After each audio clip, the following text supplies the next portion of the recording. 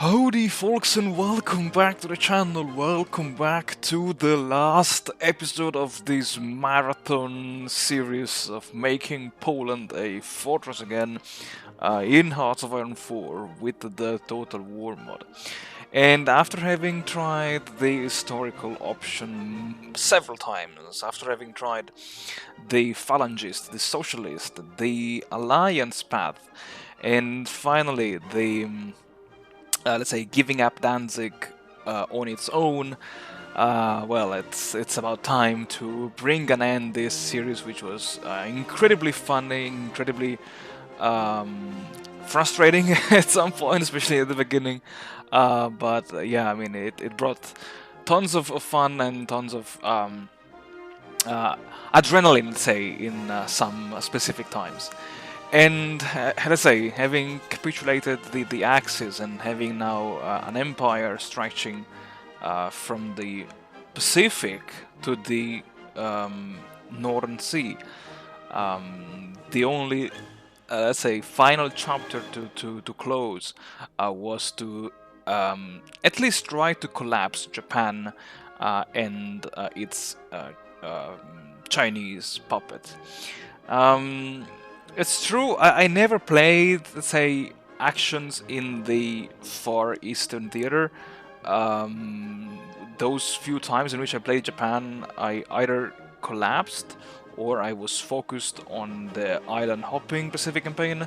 So, for those of you who are kind of new, or who never played vanilla game, that sometimes also did when trying to unlock some achievements, fighting in the Far East is incredibly annoying. It's super annoying. It's super frustrating because of the lack of logistics infrastructures, and that was the reason why the, let's say, liberation of the Far East was more like a logistics slugfest, because really I had to periodically stop my advances, build up depots and railways and infrastructures, and then wait until everything was built up, and then resume the advance, build air bases, repair everything because of the freaking partisans blowing everything up.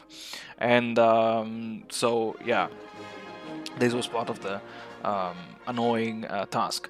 One thing that, let's say, made my advance easier in Japan was the width of the... Sorry, not the width, but the length of the front line, because it was just immense. Something like Yeah, honestly, I think I've never had such a long front line to cover, which was quite interesting, because against Japan, Japan was also fighting the Allies. And a fun fact about the Allies, Britain invited me twice in the Allies, and after the first time, they kicked me out, even though we were fighting the same enemy. I don't understand why this happened, but anyway, Japan's forces were really spread thin, and yeah, this was all of this turned the campaign into my advantage.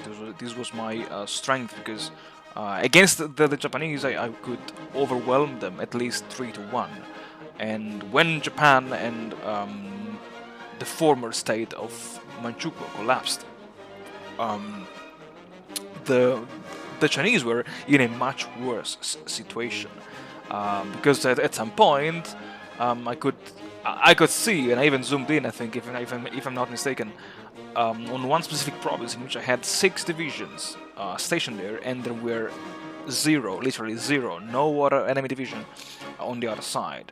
So yeah, as always, massive air superiority allowed me to pretty much win every battle within a matter of hours, literally hours. I think I could imagine the poor Japanese troops just melting under the endless flow of my close air support airplanes.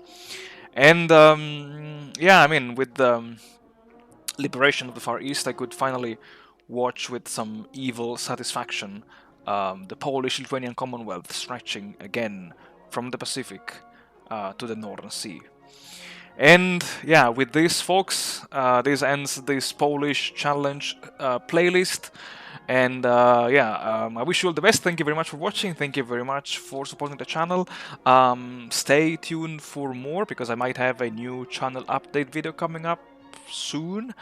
And well, until then, my friends, I wish you all the best. Stay safe and stay healthy.